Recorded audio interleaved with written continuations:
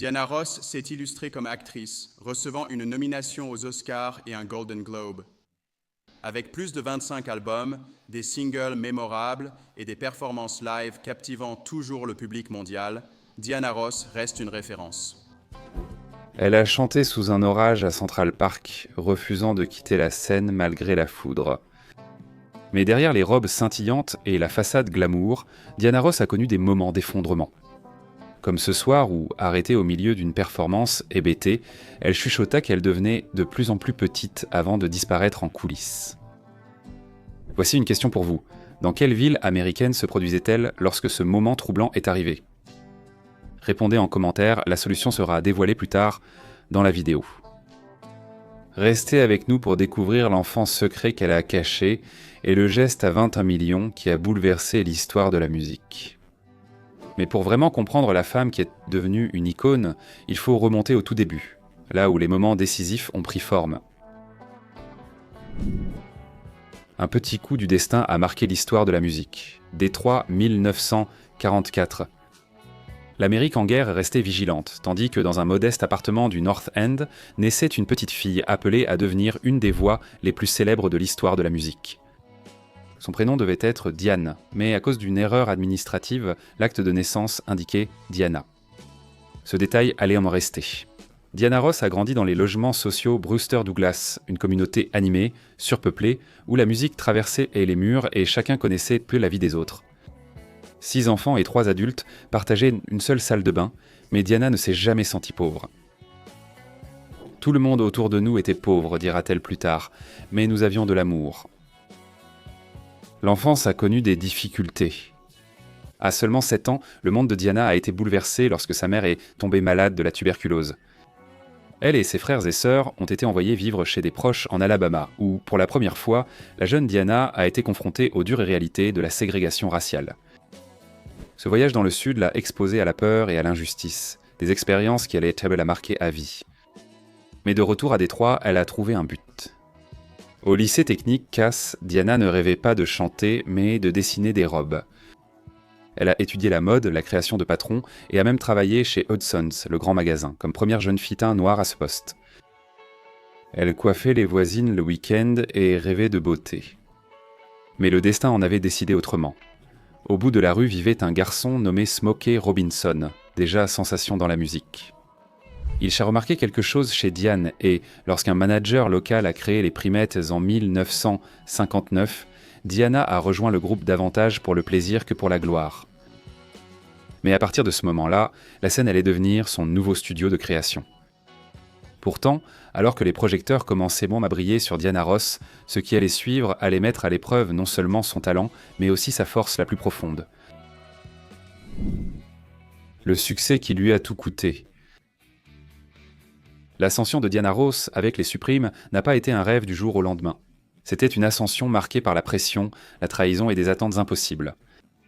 Après des débuts difficiles comme Supreme, tout a changé en 1964 avec Where Did Our Love Go? La voix posée de Diana et son glamour sont devenus le ticket d'or de Motown. Mais sous les projecteurs, ses amitiés, surtout avec Florence Ballard, ont souffert. Le départ de Ballard a laissé une cicatrice dont Ross parlait peu, mais qu'elle portait. Sa transition vers une carrière solo en 1970 fut audacieuse et très personnelle. Elle ne quittait pas qu'un groupe, elle avançait vers l'incertitude. Ain't No Mountain High Enough est devenu son premier grand succès en solo, mais les sommets étaient teintés de pression. Le rythme était épuisant. En 1966, avant de quitter les Supremes, Diana a craqué sur scène au Blind Strub, un club de Boston. En plein spectacle, elle a arrêté de chanter et a chuchoté « Je me sens si petite ». Je rapetisse encore et encore avant d'être escortée hors de scène, épuisée émotionnellement et physiquement. Oui, c'est ta réponse au quiz, Boston. Un moment peu évoqué mais révélateur. Puis sont venus les rôles. Lady Sings the Blues en 1972 n'était pas seulement un rôle, c'était une thérapie. Jouer Billie Holiday l'a bouleversée, et quand les caméras se sont arrêtées, elle est tombée dans une profonde dépression émotionnelle. Mais cette douleur a apporté éloge, nomination aux Oscars et nouvel élan créatif. Elle s'est battue pour garder le contrôle, insistant notamment pour jouer Dorothy dans Le Magicien, une décision qui lui a coûté un réalisateur et lui a valu de vives critiques. Malgré tout, Ross a signé en 1981 avec Radio Corporation of America un contrat de 20 millions de dollars, un montant record à l'époque. Elle en avait assez d'être sous-estimée. Malgré la célébrité et les récompenses, le monde ne voyait que la légende, alors que Diana s'accrochait à une vérité plus discrète sur qui elle était derrière le glamour. Néanmoins, pour vraiment comprendre la femme derrière la séquence, il faut sortir des projecteurs et entrer dans son univers personnel, les bizarreries, les réconforts et les contradictions qui définissaient en sa vie quotidienne. Aperçu du mode de vie. La vie privée d'une icône publique. Derrière l'icône mondiale se trouvait une femme qui adorait la structure, le silence et la routine. Diana Ross, la même artiste qui a déjà captivé un stade en pleine tempête, était en réalité plutôt casanière. Alors que le monde l'imaginait profitant du glamour d'Hollywood, Ross était souvent debout avant l'aube, méditant ou se promenant dans son jardin. Elle réservait des instants de calme, voyait la réflexion silencieuse comme un rituel et emportait draps et thés favoris en voyage, transformant toute chambre d'hôtel en chez elle. Même au sommet, elle a refusé le style de vie hollywoodien. Dans les années 80, elle s'est installée dans le Connecticut avec ses enfants, préférant la banlieue à la vie de célébrité.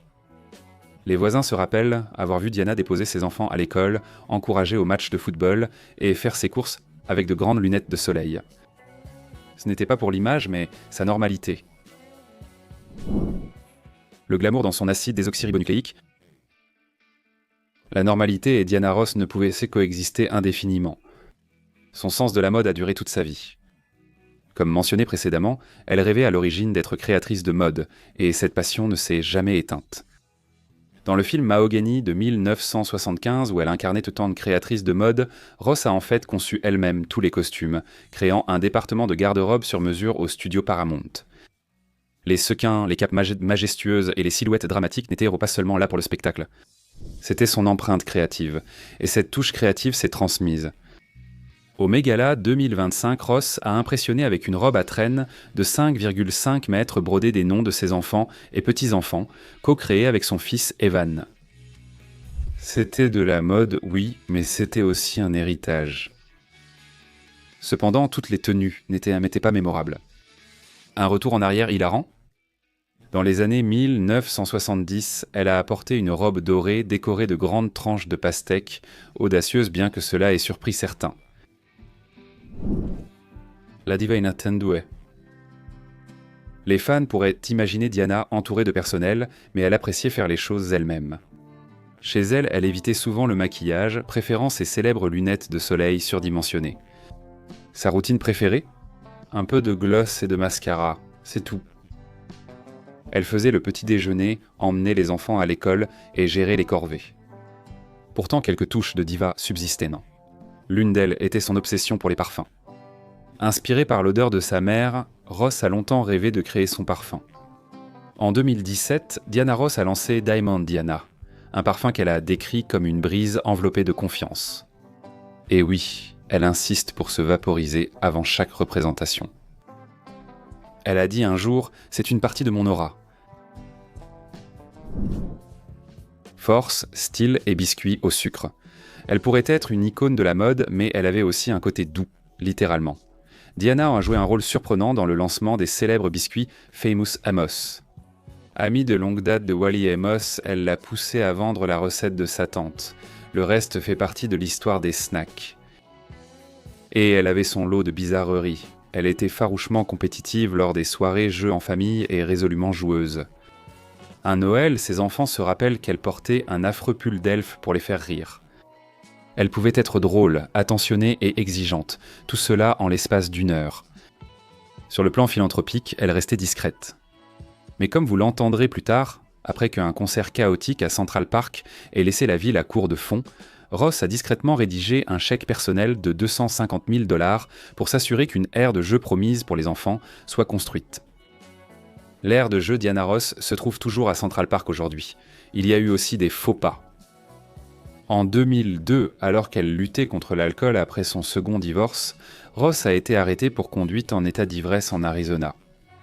C'était un moment difficile, immortalisé par une photo d'identité judiciaire que les tabloïds ont exploitée sans retenue. Peu de gens savaient que Ross avait discrètement suivi 2 cures de désintoxication pour se soigner. Comme nous l'avons évoqué plus tôt, cette lutte personnelle a révélé un côté brut et vulnérable, rarement aperçu derrière ce sourire éclatant. Au-delà du glamour, du parfum, des gros titres et de la douleur, Diana Ross a bâti sa vie selon ses règles, avec élégance, assurance et une identité unique. Pour comprendre la femme derrière le rideau, il faut examiner les liens qui l'ont le plus façonnée, ses amours, amitiés et sacrifices silencieux restés dans l'ombre. Les liens qui l'ont façonnée et l'amour qu'elle a caché. L'amour pour Diana Ross n'a que rarement été simple et jamais sans conséquences. Sa relation la plus formatrice fut avec Berry Gordy, fondateur de Motown, qui a guidé son ascension et est devenu le père de son premier enfant, Rhonda. À l'époque, Diana allait épouser le directeur musical Robert Silverstein. Par protection et par choix personnel, elle a laissé croire, même à Rhonda, que Silverstein était le père. Ce n'était pas une tromperie pour la célébrité, mais un sacrifice pour la stabilité. Ce choix, comme tant d'autres dans sa vie, était guidé par l'amour. Diana ne créait pas seulement un héritage, elle construisait une famille. Ses 5 enfants parlent d'elle, non pas comme de la star, mais comme de la mère toujours présente qui préparait les déjeuners, imposait des couvre-feux et donnait tout pour leur bien-être. Tracy Ellis Ross, désormais une star, a dit « Sa Diana Ross attitude ne vaut pas son côté maman ». Mais le cœur de Diana a aussi connu des blessures. Son mariage avec l'homme d'affaires norvégien Arne Nest Jr. était rempli d'aventures et de passion, jusqu'à ce qu'il s'effondre en 2000. Sa mort tragique quelques années plus tard a laissé Diana en deuil de celui qu'elle appelait autrefois son âme sœur. Il y a eu des surprises, comme sa courte romance secrète avec son ami d'enfance Smokey Robinson, ou le lien inattendu avec Gene Simmons de KISS, qui a remercié Diana d'avoir adouci sa vision de la vie de famille. Et puis il y avait Michael Jackson, le petit frère de cœur qu'il adorait. Il l'a même nommée tutrice suppléante dans son testament. À travers tout cela, Diana a gardé ses amitiés, ses romances et ses rivalités près d'elle, même lorsqu'elles lui faisaient du mal. Elle gardait un cercle restreint, une loyauté inébranlable et une vie privée sacrée. Comprendre le monde émotionnel de Diana n'est qu'une partie, car en coulisses, elle réécrivait aussi les règles de la célébrité, du pouvoir et du contrôle financier. La richesse qu'elle a dû conquérir. En 2025, la valeur nette estimée de Diana Ross s'élève à environ 250 millions. Un témoignage non seulement de sa célébrité, mais aussi de décennies de décisions financières intelligentes, souvent discrètement audacieuses. En 1980, malgré plus de 100 millions de disques vendus, elle a découvert qu'elle ne possédait que 300 000 à son nom. Ce signal d'alarme l'a conduite à conclure son contrat historique de 20 millions avec Radio Corporation of America, alors le plus grand contrat d'enregistrement de l'histoire. Depuis, elle a gagné des millions avec ses tournées, touchant entre 150 000 et 400 000 $ par spectacle, ainsi que des royalties de son catalogue et des accords de licence. En 2017, elle a lancé sa ligne de parfums, Diamond Diana, ajoutant une nouvelle source de revenus à son empire. Ross a refusé une offre de plusieurs millions pour ses bandes originales, préférant préserver son héritage à un gain immédiat. Les finances de Diana ne se limitaient pas au résultat financier, mais concernaient aussi l'indépendance et la propriété. Pourtant, les signes les plus évidents de son succès ne se trouvent peut-être pas sur un bilan comptable, mais dans les maisons qu'elle a construites et l'héritage qu'elle représente. Les maisons portant son héritage. L'histoire immobilière de Diana Ross retrace son parcours, de jeune prodige de la Motown à icône mondiale et force matriarcale. Son domaine à Greenwich, Connecticut, acheté dans les années 1980, est sans doute le plus personnel. Ce manoir de 12 500 pieds carrés sur 5 hectares comprend 11 chambres, une piste de bowling, une cave à vin et des appartements au-dessus du garage. Mais ce n'était pas qu'une maison prestigieuse. C'est là que Ross a choisi d'élever ses enfants, loin des projecteurs d'Hollywood. C'est là qu'elle organisait des soirées-jeux en famille, déposait ses enfants à l'école et, finalement, célébrait le mariage de son fils Evan. À Miami Beach, Ross a impressionné avec un manoir de 15,5 millions de $ sur l'île San Marco. Sa piscine à débordement, son quai privé et sa terrasse sur le toit contrastaient fortement avec sa retraite du Connecticut. Plus moderne, plus extravagant. Elle l'a mise en vente en 2024 pour 17,8 millions, reflétant non seulement son luxe, mais aussi sa valeur en tant que partie de son héritage de marque. Il y a aussi sa maison paisible de Malibu, sur Carbon Beach, qui a offert des années d'isolement ensoleillé. Il y a aussi sa maison d'enfance à Détroit, une modeste propriété vendue seulement 1 800 $ en 2017, bien après le départ de la famille Ross, mais qui reste chargée d'histoire. Ces maisons n'étaient pas de simples investissements, elles reflétaient Ross, glamour, ancré, intentionnel. Néanmoins, pour quelqu'un qui se déplaçait avec autant de grâce, la relation de Diana avec les moyens de transport, en particulier ses véhicules légendaires, ajoute une autre dimension fascinante à son histoire. Les voitures reflétant l'énergie de la diva. Diana Ross a toujours su comment faire une entrée remarquée, et cela s'étend aussi à son choix de voiture. En 1967, au sommet de sa célébrité avec les Supremes, Diana Ross s'est offert une Jaguar E-Type série 1 Roadster, un symbole élégant et raffiné de réussite. Acheté pour moins de 7 000, c'était bien plus qu'une voiture. C'était une déclaration. Cette même Jaguar a ensuite été mise aux enchères comme un objet de collection précieux, surnommé la Jaguar X Diana Ross. Elle a aussi été célèbrement liée à une Rolls-Royce, souvent photographiée sur le capot dans l'un des clichés de diva les plus emblématiques. Du pur glamour avec une touche d'espièglerie. Dernièrement, on l'a vu conduire une Chrysler 300, symbole d'élégance et de confort, reflétant son style de vie hors scène. Il n'existe aucune trace de Diana possédant une moto, ce qui n'est peut-être pas surprenant pour quelqu'un dont le style penche plus vers le satin que le cuir. Même après avoir voyagé en jet privé, Ross est restée discrète sur ses préférences de vol. Mais un moment aérien spectaculaire reste gravé dans l'histoire de la pop culture, le spectacle de la mi-temps du Super Bowl de 1980 d'Arcèse. Après un medley de ses plus grands succès, Diana n'a pas simplement quitté la scène. Elle a embarqué dans un hélicoptère depuis la ligne des 50 yards et a salué la foule en s'envolant. C'était du pur Diana, théâtral, inoubliable et iconique. Aucun yacht ne porte son nom, mais s'il en existait un, il aurait sûrement une piste de danse en miroir, une malle de haute couture et une playlist de ses propres classiques. Même si ces véhicules étaient hors des vedettes, ils ne sont qu'une partie de l'histoire. Car même aujourd'hui, des décennies après le début de son héritage, Diana Ross continue d'évoluer, de surprendre et de monter sur scène d'une manière que personne n'aurait pu prévoir.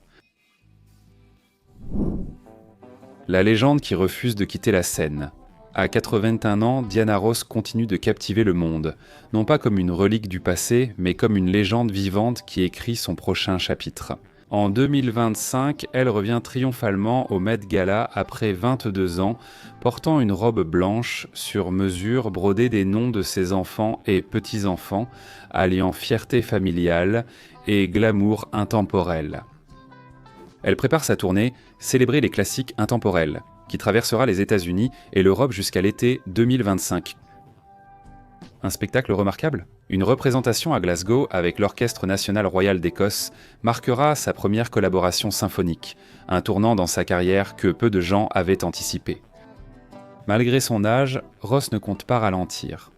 « Je ne prendrai jamais ma retraite », a-t-elle récemment déclaré. « Ils devront me traîner hors de la scène. » Pour elle, chaque spectacle est une célébration, chaque robe une histoire. Après la célébrité, les querelles, l'amour, les pertes et les réinventions, Diana Ross se tient fièrement, non seulement comme une icône, mais aussi comme une femme ayant construit une vie pleine de sens, selon ses propres termes. Elle a vécu une vie plus grande que la légende. Mais quel moment t'a le plus surpris ? Ses peines d'amour, l'hélicoptère ? Dites-le nous dans les commentaires. Aimez, abonnez-vous et regardez notre prochaine vidéo sur les icônes qui ont marqué la musique à jamais. C'était une plongée approfondie dans la vie de Diana Ross. Merci d'avoir regardé.